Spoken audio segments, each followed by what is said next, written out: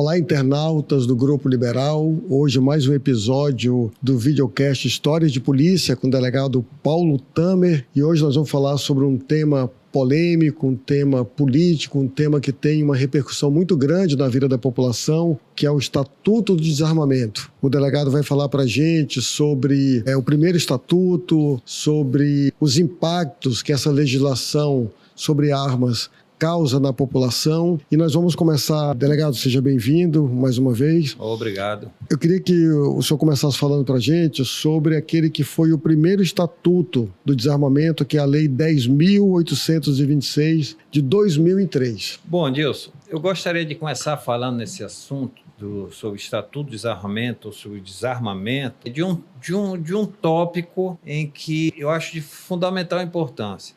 A grande polêmica do Estatuto do Desarmamento é a desinformação. Ele foi lançado e não houveram informações a respeito da sua praticidade, da sua necessidade. Foi lançado numa forma de só retira-se arma da rua. Não, ele trouxe grandes vantagens, no meu entendimento, tanto no aspecto social, aspecto familiar e aspecto de segurança pública. Bom, no aspecto social e familiar, nós podemos afirmar, as estatísticas estão aí para mostrar, a redução de acidente ou incidente por arma de fogo, como também a redução de homicídios por briga de trânsito. Briga de trânsito, puxa a arma, atira, mata, fere. A redução foi drástica nesses dois aspectos. A questão dos homicídios favoreceu a segurança pública, e dos acidentes e incidentes, a questão familiar e social. Quantos membros de família se perderam por usar sem ter conhecimento daquela arma? No aspecto de segurança pública, eu vejo dois pontos de fundamental importância. O artigo 14 da Lei 10.826 de 2003 passou a ditar como crime o porte de munição. Anteriormente não era. E eu exemplifico, um exemplo prático. Eu, quando fui diretor da Seccional Cidade Nova, nós prendemos uma pessoa, um marginal, conhecido por Mosquito. E ele estava, àquela altura do campeonato, portando 70 munições de fuzil. E a única coisa que nós fizemos foi tomar declarações dele para tentar identificar a origem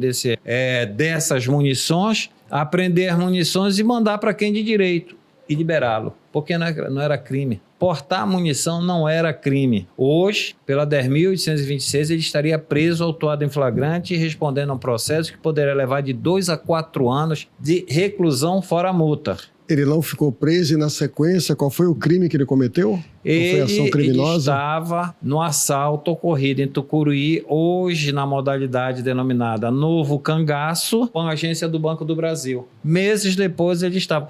Quem me diz que aquela munição não seria usada naquela ação criminosa? Ou seja, se ele tivesse ficado preso à época, ele não teria participado dessa ação criminosa. Com certeza absoluta, que foi logo em seguida aconteceu essa ação em Tucuruí. O outro aspecto muito positivo, o artigo 15 dessa legislação passou a prever como crime o tiro a esmo. Então tinham muitos empolgadinhos que andavam pela rua atirando em sinal de trânsito e iluminação pública, em placas publicitárias. Isso passou a ser crime também, com uma punição bem rígida, de 2 a 4 anos de reclusão e multa.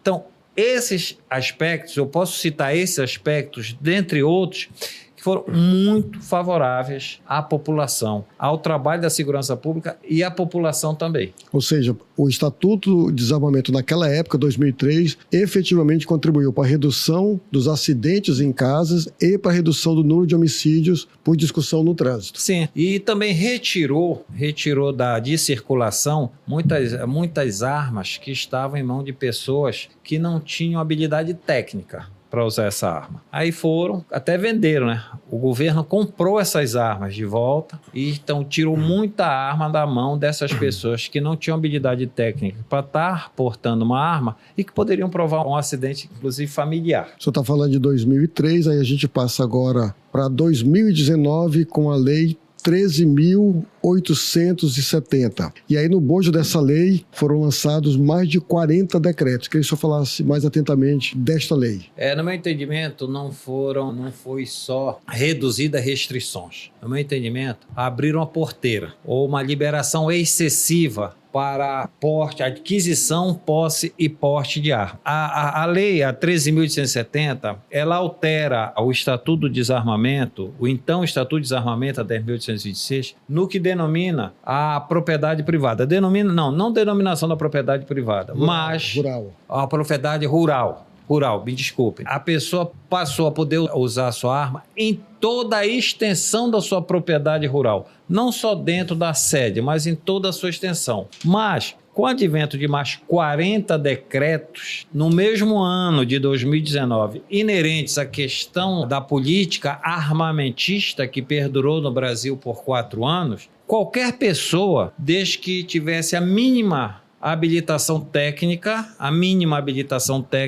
podia usar armas de calibre restrito de forças policiais, como a 9mm, a .40 e a 45. Isso foi até alarmante, o número dessas armas que foram para a rua e que diretamente, eu não falo nem diretamente, afetou a segurança pública, porque os confrontos dos meliantes com a polícia, os meliantes tinham armas tão poderosas, com calibres tão fortes quanto a própria polícia. Era um confronto violento, não fisicamente, pelo alto poder de fogo. Mas o poder de fogo dos marginais aumentou. Bom, nós temos aí um relatório do Instituto da Paz, que mostra que após essa enxurrada, essa chuva de 40 decretos, passaram a ser adquiridas cerca de 1.300 armas dia no Brasil. Quando se fala em 1.300 armas, são de calibres diversos. Calibres de uso autorizado, calibres de uso restrito.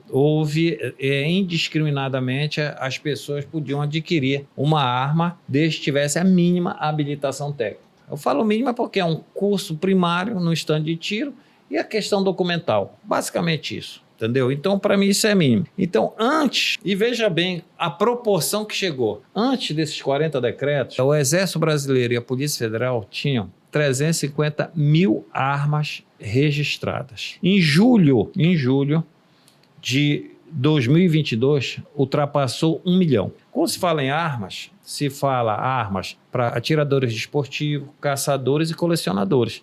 São os CACs. Envolve todas essas modalidades. E isso certamente colocou mais em risco a população. Certamente. É uma consequência natural da política de armamentista que perdurou no nosso Brasil por cerca de 4 anos. Então, por exemplo, em 2019, a cada 100 mil habitantes, 56 estavam armados. Em 2022, esse número saltou para 386. 386. E com um dado mais interessante. Em relação ao ano de 2021, entre 2021 e 2022, houve uma alta de 37%. Parece que havia a previsão de alguma coisa acontecer na eleição, então o pessoal correu para comprar arma. E tem esse número aqui alarmante, por exemplo, a cada 100 mil habitantes, em 2022, 386. Quem são essas pessoas que tinham tantas armas e de grosso calibre naquela época? Qualquer pessoa do povo. Qualquer pessoa que tivesse a mínima habilitação técnica e documental para tal. A mínima. Poderia ter uma arma de fogo. E o que eu acho mais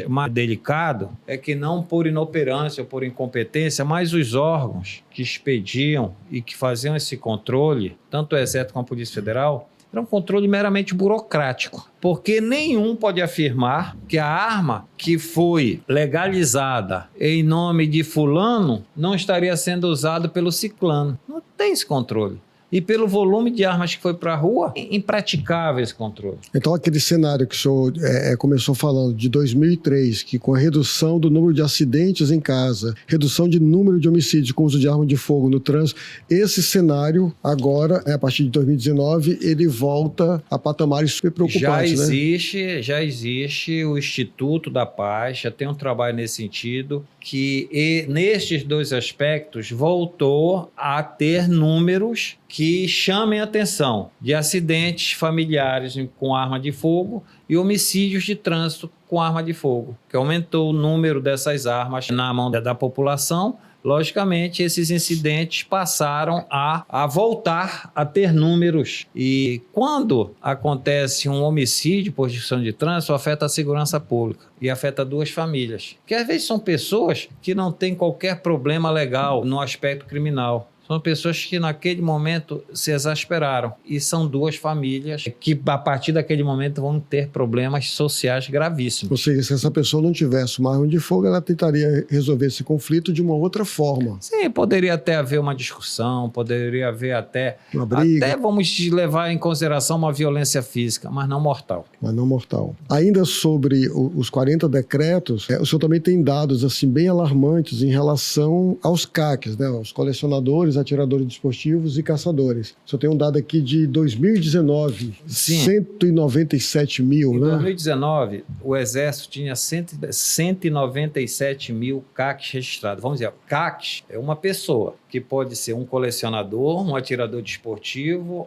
ou um caçador. Em 2023, ao início, já havia registro de 803 mil. E no ano de 2022, houve uma aceleração que foram registrados 200 mil CACs só no ano de 2022. Isso é muita coisa. Qual é a leitura assim, específica sobre isso? O que isso mostra bem naquele momento? Aquele momento que as pessoas que se interessavam em possuir arma de qualquer calibre que fosse, preocupados com o resultado eleitoral, correram para ter a licença para portar uma arma, seja ela de que calibre fosse. E em que aspecto fosse no aspecto atirador, desportivo, colecionador ou caçador. Nesse momento, tinha como saber que essas armas realmente elas estavam na mão desses CACs ou o senhor tem uma preocupação muito grande com organizações criminosas? Queria que o senhor falasse um pouco mais sobre isso. Ninguém tem como afirmar que a arma legalizada no nome de uma pessoa não está sendo portada por outra diferente daquela. Não existe isso. Ninguém pode afirmar isso. Entendeu? E quando nós trabalhamos com segurança pública, nós obrigatoriamente temos que raciocinar ou, no mínimo, tentar pensar como criminosos, como organização criminosa. Aí eu faço uma pergunta. É mais seguro para uma organização criminosa registrar uma pessoa insuspeita como CACs, na modalidade que for, colecionador, atirador desportivo ou caçador, para adquirir armas de uma forma legal para que eu possa usar na minha organização criminosa, ou fica mais arriscado eu perder essa arma numa travessia de fronteira, trazendo essa arma de uma forma camuflada e a polícia pegar na fronteira e eu perder a arma e perder o dinheiro que eu investi naquela arma. Então, é patente, é real que várias pessoas foram registradas por organizações criminosas para poderem ter acesso às armas. A todo tipo de arma. Lógico, se qualquer um poderia ter armamento de calibre privativo de segurança, ou seja, olha, um atirador desportivo, ele poderia ter até 60 armas. 30 dessas de calibre privativo. Ele poderia ter até 30 mil munições ano de calibre privativo. Mais de 150 mil munições ano de calibre permitido. Então, quem pode afirmar que não haviam CACs patrocinados por organização criminosa? Quem pode me afirmar que não? O que poderia ter sido feito aqui nesse momento para se verificar se de fato são CACs realmente? Atividade de inteligência. Ainda no outro programa eu falava da necessidade da criação do Núcleo Federal de Inteligência para a área de segurança e que todos os estados tivessem a ramificação desse Núcleo Federal de Inteligência, onde desse núcleo fosse membros Polícia Militar, Polícia Civil, Polícia Federal, Guarda Municipal, para que pudesse, aí sim, um núcleo de inteligência nessa proporção pudesse também fazer uma investigação social a respeito daquela pessoa que está pedindo o credenciamento como CACs. Saber se realmente ele é um atirador desportivo, ele é um colecionador, ele é um caçador. Então, a inteligência tem que trabalhar nesse sentido, não só naquela época, mas nessa também, que embora hoje exista outras restrições, fechou mais o acesso, mas existe ainda assim a liberação. Então, ainda hoje há necessidade do trabalho de inteligência em cima daquela pessoa que está querendo ser um CAC. Delegado, durante o período em que eu fazia a reportagem policial com mais frequência, a gente continua fazendo, mas não com a frequência de antes, eu cheguei a testemunhar pelo menos 2 episódios de disparo acidental de arma de fogo feito por policial experiente, que sabe como lidar com arma de fogo. Eu lembro esses episódios porque a população acha que ter arma em casa é uma segurança para ela, que ela fica mais segura diante desses índices de criminalidade. Mas é importante lembrar que para você ter uma arma de fogo, você tem que ter o preparo técnico e o preparo psicológico, né? Não é algo tão simples, não é simples, na verdade. Aí tem várias vertentes que nós podemos falar só nesse tópico. Primeiro, o que me protege como cidadão civil não é uma arma, são as forças de segurança do Estado trabalhando efetivamente no combate à criminalidade. O que me protege como cidadão civil são as políticas públicas dos governos estadual, federal e municipal, fazendo políticas públicas em cima daquelas pessoas mais necessitadas, que afastem elas mais da linha tênue da criminalidade. Eu ter uma arma em casa, eu ser portador de uma arma, eu aumento a possibilidade do acidente na minha casa. Por quê? Porque você faz um curso muito primário de estande de tiro para o uso daquela arma. E não existe a obrigatoriedade da reciclagem. Quando eu acho que a cada vez que você fosse prorrogar a sua posse ou porte daquela arma, você fosse obrigado a fazer uma reciclagem do uso daquela arma, aí sim nós teríamos um pouco mais de segurança nesse sentido. Fora isso, você atirar num estande, estando tranquilo, usando de toda a metodologia, como porta arma, o que é alça, como fica a massa, alça, braço, antebraço, posição de quantos graus para o alvo.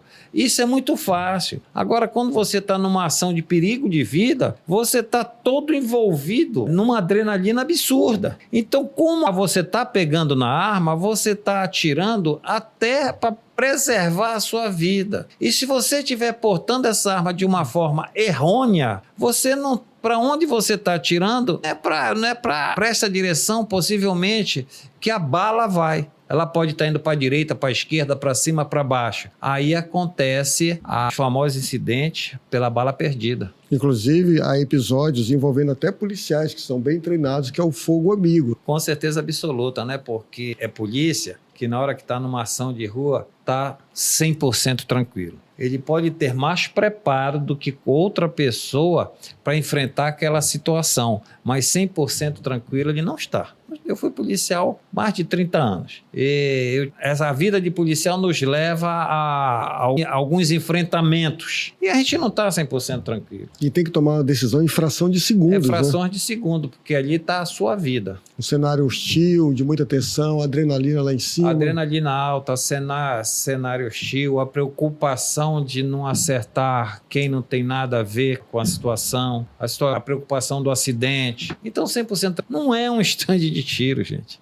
Portar uma arma numa ação real não é estar no estande de tiro, não. É muito, muito, muito diferente. A pessoa pode dizer, eu sou um exímio atirador dentro de um estande de tiro. Numa ação real de rua, às vezes a pessoa não consegue nem segurar a arma. Como você falou, da feita que aperta o gatilho. Da feita que aperta o gatilho, o retorno são consequências. Muitas consequências. Então, isso é muito delicado. Olha, nós temos hoje um dado absurdo, que entre o ano de 2019 e 2022 foram concedidos 691 registros de arma de fogo para CACs por dia.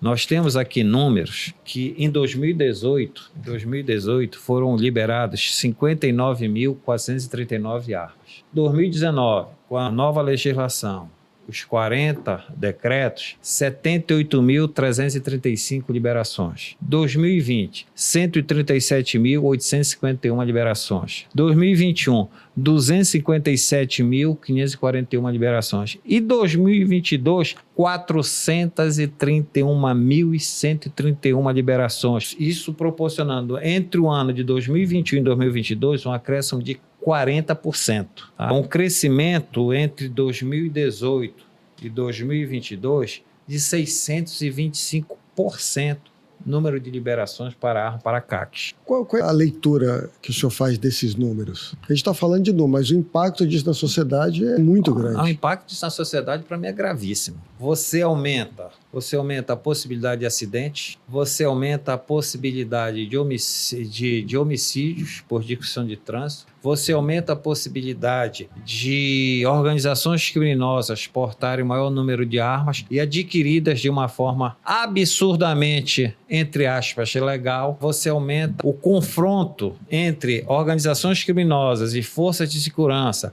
Os confrontos ficam mais letais, né? São confrontos mais letais, até pela potência do calibre das armas utilizadas, e por aí afim, as possibilidades são inúmeras, entendeu? Você, na realidade, perde o controle. Como falamos há pouco, a gente perde o controle, a gente sabe que aquela arma existe, mas com quem está a gente não sabe. E num confronto como esse que você acabou de mencionar, a polícia tem que ter todo o cuidado para não atingir ninguém, nem o inocente, o bandido não tem essa preocupação. Olha, toda a legislação, o pessoal ouve quando... Com o advento da 10.826, o pessoal diz, essa 10.826 ou o Estatuto de Desarmamento veio desarmar só o honesto. Não, é verdade. Veio desarmar aquelas pessoas, não falam assim honesta, usam a palavra honesta, mas veio tirar das ruas armas que estavam em mão de pessoas inabilitadas. Por que a gente exclui o marginal? Porque o marginal não se preocupa com lei nenhuma. Ele não se preocupa com a lei do narcotráfico. Ele não se preocupa em nenhum artigo do Código Penal brasileiro, vai se preocupar com uma lei de Estatuto de Desarmamento? Marginal vem do quê? Porque ele é a margem da lei. Então, qualquer legislação, ela traz restrições que favorecem o trabalho das forças públicas, favorece a segurança, uma maior segurança ou uma melhor segurança da população, mas o marginal está pouco se preocupando se existe lei A, lei B, lei C. Não existe essa preocupação marginal. Então, o Estatuto do Desarmamento não visualizou o marginal. O marginal não quer nem saber de lei. A organização criminosa já está dizendo é criminosa. Então, não quer nem saber de lei. É por isso que é marginal, porque está à margem, à margem da lei. Aí, delegado, a gente chega agora no decreto 11.615 de 2023, portanto, do ano passado, que é considerado o novo Estatuto de Desarmamento. O que muda? Voltam restrições anteriores e são criadas novas restrições. E isso, no primeiro momento, certamente, conforme essas liberações de armas que ocorreram nesses últimos anos, muitos não terão condições de renovar essas autorizações. E isso certamente irá tirar muita arma, será recolhida da rua. O número de armas para atiradores desportivos, caçadores, reduz a quantidade de armas. Só um exemplo. Anteriormente, um atirador desportivo poderia ter até 60 armas. 30 dessas de uso restrito. Hoje em dia ele não pode mais ter.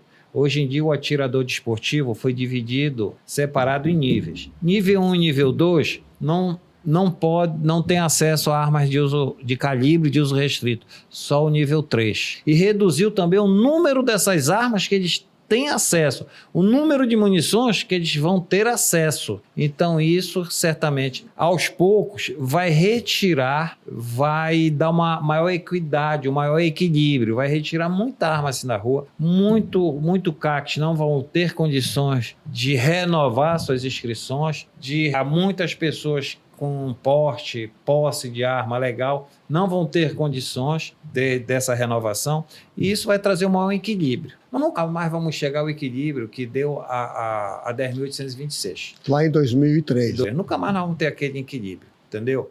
Mas nós vamos reduzir e muito esse número de armas na rua. Vamos reduzir. A gente nunca fala em possibilidade. Segurança vai ser impossível. Não sei o que se fala nisso. Nós vamos reduzir também a possibilidade das organizações criminosas terem acesso legal a armas de grosso calibre, de calibres privativos de força policial. Isso realmente ela vai dar uma enxugada, vamos falar assim.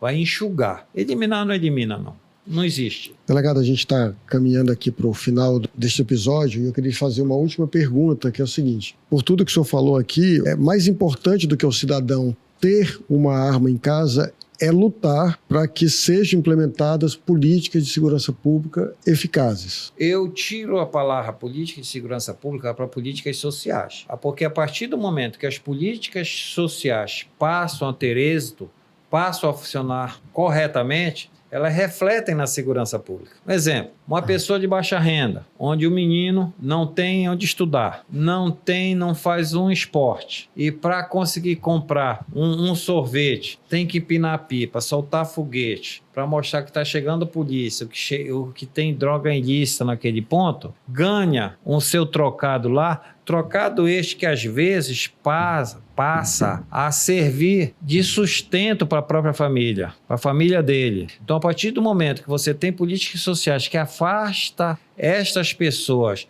da linha tênue da criminalidade, isso reflete na segurança pública e na segurança do cidadão, porque você evita que aquela pessoa caia na mão da marginalidade, caia na mão de uma organização criminosa, se torne um soldado de uma organização criminosa. Isso é muito nervoso. É por isso que eu digo que os nossos políticos, em vez de estarem disputando poder, eles têm que trabalhar em políticas sociais que tragam mais bem-estar, não só a pessoa de baixa renda. Da feita que você traz bem-estar à pessoa de baixa renda, você faz a segurança da pessoa de alta renda. É uma consequência, é um dominó que vai se batendo. Então é isso. Vamos acabar com essa brigalhada disso, daquilo, porque eu sou esse, eu sou aquilo. Não, vamos trabalhar para o que se propuseram. Ser políticos para trabalhar pelo bem-estar da população, do seu município, do seu estado ou do Brasil como um todo. É isso que nós precisamos. Isso é que vai trazer bem-estar social na questão de segurança pública, bem-estar alimentar, que essas pessoas às vezes se marginalizam para pôr um feijão na mesa,